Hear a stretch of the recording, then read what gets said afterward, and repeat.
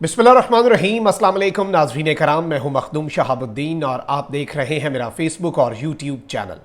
उम्मीद करता हूं आप सब लोग बखैर वाफियत होंगे और जहां भी होंगे अपने अहले खाना समेत खुश भी होंगे और महफूज भी।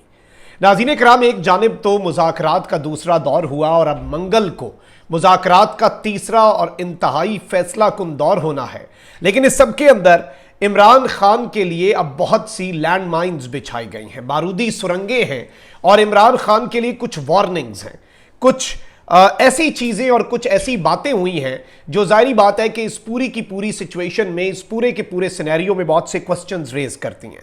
ख्वाजा आसिफ ने भी इस सारे मामले में नया कट्टा खोल दिया है। मुज़ाकरात की आड़ में एक नया काम शुरू हो चुका है।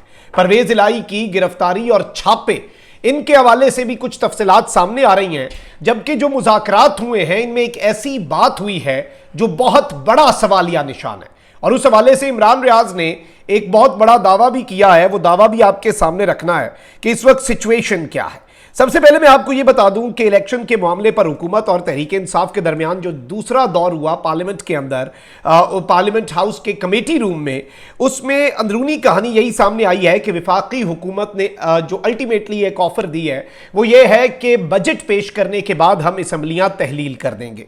ज़राए के मुताबिक हुकूमती कमेटी ने मुज़ाकरात में मौक़िफ़ अपनाया कि मुआशी सूरत हाल के बायस बजट पेश करना बहुत ज़्यादा ज़रूरी है। तहरीक इंसाफ ने हुकूमती तजावीज़ पर मुशावरत का वक्त मांगा और कहा कि बजट पेश करना जरूरी है तो मई में भी किया जा सकता है। एक साथ इंतखाबात के लिए आईनी तरमीम भी जरूरी होगी। ज़राए के मुताबिक हुकूमती कमेटी ने कहा कि इत्तफाक़ राय हो गया तो कानूनी और आईनी रुकावटें दूर कर दी जाएंगी, मतलब पीटीआई वापस असम्बली में आ जाएगी और उसके बाद आईनी तरमीम करके जितनी रुकावटें आइन और कानून में हुई वो दूर हो जाएंगी।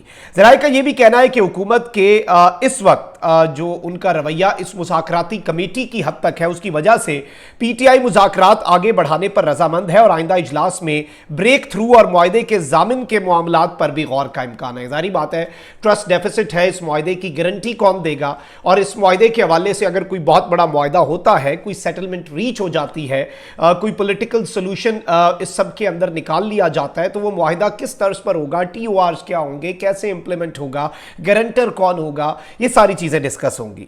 और पीटीआई के रहनुमाओं ने तो मैं पहले भी बता चुका हूं कि जुलाई में मुतालबा किया, इंतखाबात का मुतालबा किया था, जिस पर हुकूमत ने जून में बजट पेश करने का बहाना बनाया और हुकूमत और पीटीआई के दरमियान मुज़ाकरात मंगल तक मुलतवी भी कर दिए गए। हुकूमत ने सितंबर में इंतखाबात करवाने की तजवीज़ दी, जिस पर पीटीआई ने कहा कि खान साहब से हम पूछ लेंगे, लेकिन खान साहब जो हैं वो इस सारे मामले के अंदर कोई बहुत ज़्यादा लचक ज़्यादा नहीं दिखाएंगे, क्योंकि ये गेमर लोग हैं, ये गेम भी डाल सकते हैं। अब वफाकी वज़ीर दाखिला राना सनाउल्लाह ने कहा है कि मुज़ाकराती कमेटियां अगर किसी नतीजे पर पहुंच जाती हैं तो फिर उनके मैंडेट का एहतराम करना होगा। मतलब ये सबको एक मैसेज है कि अगर ये एक पॉलिटिकल कंसेंसस बिल्डअप हो जाता है तो फिर उनके मैंडेट का एहतराम ज़रूरी होगा। मुज़ाकराती टीम जो कुछ मंगल को फाइनल करेगी उसकी हतमी मंजूरी इत्तेहादी जमातों के सरबराहों से लेना होगी। वफाकी वज़ीर दाखिला ने कहा कि पीटीआई ने 2 असम्बलियाँ तोड़कर हमाकत की है। सूबाई असम्बलियां 13 अगस्त को अपनी मुद्दत पूरी कर रही हैं। अगस्त में निगरान हुकूमतें आती हैं तो इलेक्शन अक्टूबर में बनते हैं। सिंध और बलूचिस्तान असम्बलियां तहलील करने का इख्तियार हमारे पास नहीं है।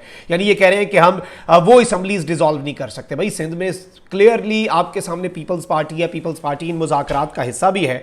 अच्छा, अब यहां पर वैसे मैं आपको ये बता दूं कि पीटीआई के वफ्द से मुज़ाकरात में शामिल हुकूमती रुकन किश्वर ज़ारा ने कहा है कि पीटीआई अराकीन में लचक है और बड़ा मस्बत रवैया है और वो नेक नियति, लचक आप तभी दिखाते हैं जब आप नेक नियति के साथ कोई सोल्यूशन के ऊपर आना चाहें। और इस सब के अंदर इन्होंने ये कहा कि खालिद मकबूल सिद्दीकी ने सबसे पहले कहा था कि मुज़ाकरात के हक में है, तनाज़े वाली सूरत हाल को ख़त्म करने के लिए मुज़ाकरात ज़रूरी थे। इन्होंने कहा कि अच्छी बात है कि सियासी प्लेटफॉर्म पर अरकान पार्लियामेंट बात कर रहे हैं, लेकिन अब भी गली कूचों में गैर ज़रूरी और मुनाफ़क़त वाली बातें हो रही हैं। इस कमेटी से ये बातें ज़रूर हल हो जाएंगी। अब एक जानिब इनका ये कहना है, वहीं दूसरी जानिब मैं आपको ये बता दूं कि इस सब के अंदर के अगर पूरे मुल्क में इलेक्शन सितंबर में ही हो जाते हैं, चले हुकूमत का वो सितंबर वाला मौक़िफ़ माना जाता है और हुकूमत 1 महीना पहले आती है, जून में हुकूमत अपने जो बजट है वो पेश करने के बाद असम्बलियाँ तहलील कर देती है, तो क्या पंजाब और केपी में पीटीआई की हुकूमतें दोबारा बहाल होंगी? इस पर भी ये बड़ी एक अजीब सी बात राना सनाउल्लाह साहब ने की। वो कहते हैं कि भाई जो आइन को रीराइट किया गया है उस पर आए, मतलब अगर हुकूमत ही बहाल होनी है तो परवेज़ इलाही की नहीं तो हमजा शहबाज की हो जाए, वो जो एक अजीब सी हुकूमत थी, आपको पता है कैसे उड़ गई थी।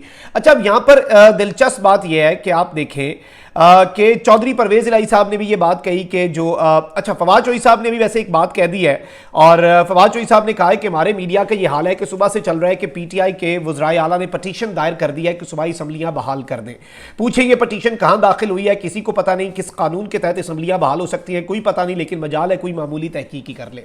फवाद चौधरी साहब की ये बात दुरुस्त है, पटिशन दायर नहीं हुई, लेकिन इसमें जारी बात है हमारे पास जो इतलात आई वो ये है कि पटिशन तैयार जरूर कर ली गई है, और इसमें एक आईनी नुक्ता भी है और एक अहम सवाल भी है कि पीटीआई को ये सूट भी करता है, लेकिन ये उसी सूरत में पीटीआई को सूट करेगा अगर उस सूरत में कि पाकिस्तान तहरीक इंसाफ और इमरान खान साहब जो हैं वो एक मुआहिदा कर लें कि जी सितंबर में इंतखाबात होने हैं, अगस्त के अंदर होने हैं या जुलाई में, फिर ये बहाली वाला मामला होगा। और इसीलिए ये सिर्फ पटिशन्स तैयार हुई हैं और ये वज़राए आला भी दायर नहीं करेंगे। होपफुली ये पटिशन्स जो हैं ये अगर दायर भी होती हैं तो ये जो स्पीकर्स हैं उनकी तरफ से ये दोनों पटिशन्स जो हैं ये दायर होने का इम्कान है।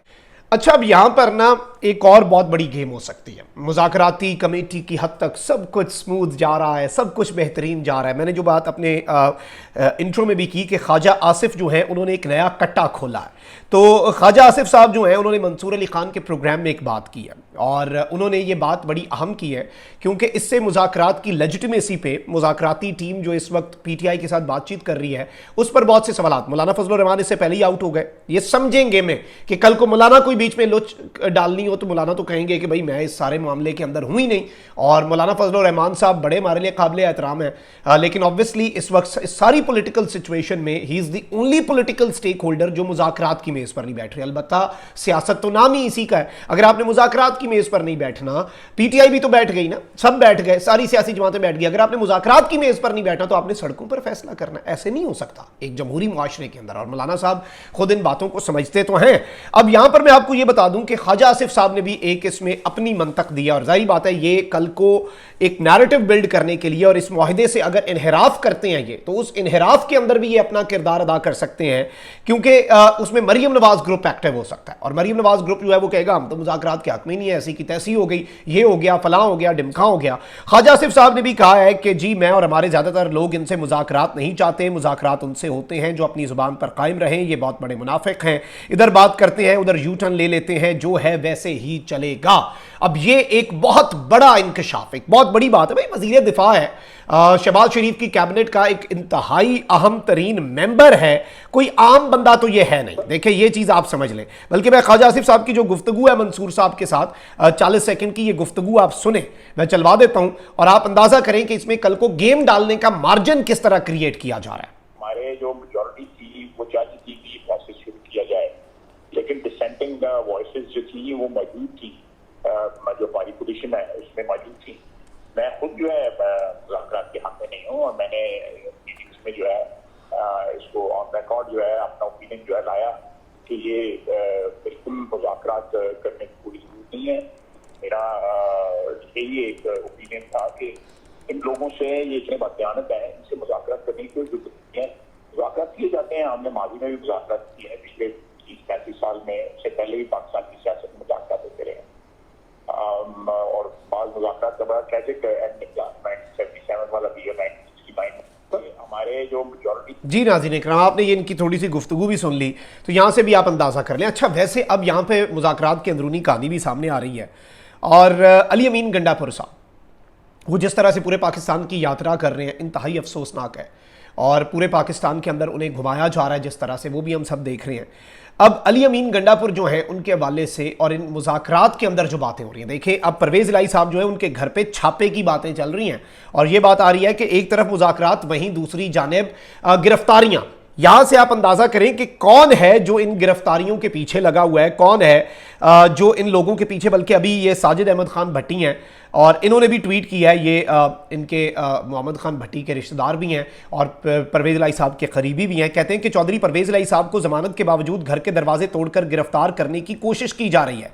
पाकिस्तान में इस वक्त कानून मुअत्तल हो चुका है, गैर कानूनी छापे की भरपूर मजम्मत करते हैं। एक जानिब मुज़ाकरात चल रहे हैं, वहीं दूसरी जानिब पीटीआई के सदर परवेज इलाही जो है उन्हें उठाने की कोशिश हो रही है, उनके घर का दरवाजा तोड़ा जा रहा है, चादर चारदीवारी का तकद्दुस पामाल हो रहा है। आप यहां से अंदाजा करें कि कोई तो है बीच में जो ये नहीं चाहता कि मुज़ाकरात हो। अब आप देखें कि इमरान रियाज ने एक बात कही है और वो कह रहे हैं कि मुज़ाकरात में एक सवाल पूछा गया कि अली अमीन गंडापुर को भी तो आपने पकड़ा हुआ है पूरे पाकिस्तान में, एक इंतहाई, और ये जो पूरे पाकिस्तान की यात्रा है ये पता है किसके कौन नाराज हो जाए, किसकी ईगो हर्ट हो जाए तो ये यात्रा करवाई जाती है, किसे नहीं पता, बच्चे बच्चे को पता है। तो इस सब के अंदर अली अमीन गंडापुर के साथ जो कुछ भी हो रहा है उससे हमारा कोई ताल्लुक नहीं। आप जानते हैं कि पीछे कौन है, मतलब हुकूमती अरकान ने पीटीआई के लोगों को यह कह दिया कि जाके इमरान खान को बता दो कि अली अमीन गंडापुर के साथ जो कुछ हो रहा है उसके पीछे हम नहीं हैं, हमें नहीं पता क्या हो रहा है, कैसे हो रहा है, आपको हमसे बेहतर पता है कि इसके पीछे कौन हो सकता है। मतलब उन्होंने तो अपने ऊपर अपना दामन झाड़ दिया, उन्होंने कहा कि भाई हम नहीं। और ये वो चीज है कि आप देखें कि कल को सियासतदान इस नुक्ते के ऊपर यूनाइट हो जाएं कि भाई फिर वो कौन है जो पीटीआई के दौर में इन लोगों को विक्टिमाइज करता है और पीटीआई कहती है हम नहीं है, या आजकल के दौर में इन्हें विक्टिमाइज कर रहा है और पीडीएम कह रही है हम ये नहीं कर रहे, कोई और कर रहा है, वो कौन है इस चीज का। फिर मैं समझता हूं कि इदराक अगर इन सबको है तो ऐसा तो कुछ भी नहीं है, ये मुल्क एक जमहूरी मुल्क है, इसमें कोई भी ऐसी बात नहीं होनी चाहिए, इज्जत के दायरे में रह के, एहतराम के दायरे में रह के जो डिस्कस ना हो सकती हो, हर चीज़ डिस्कस हो सकती है, पॉलिटिकल डिस्कशंस के अंदर मेज़ के ऊपर बात हो सकती है और बात से ही मसला मैं समझता हूँ हल होता है। तो ये भी एक बहुत बड़ा इंकशाफ है और ये इन मुज़ाकरात की अंदरूनी कहानी है, इसमें बहुत से कॉन्सेप्ट जो हैं वो क्लियर होंगे, बहुत सी चीज़ें जो इधर उधर लोगों को लग रही थी वो एक दूसरे के सामने ये रखेंगे तो बहुत कुछ, मैं ये समझता हूँ कि इसके अंदर बहुत कुछ निकलेगा। अभी बात निकली है तो फिर दूर तलक जाएगी, अब ये बहुत दूर तक बात जानी है। अपना बहुत ख्याल रखें। अल्लाह निगहबान, पाकिस्तान जिंदाबाद।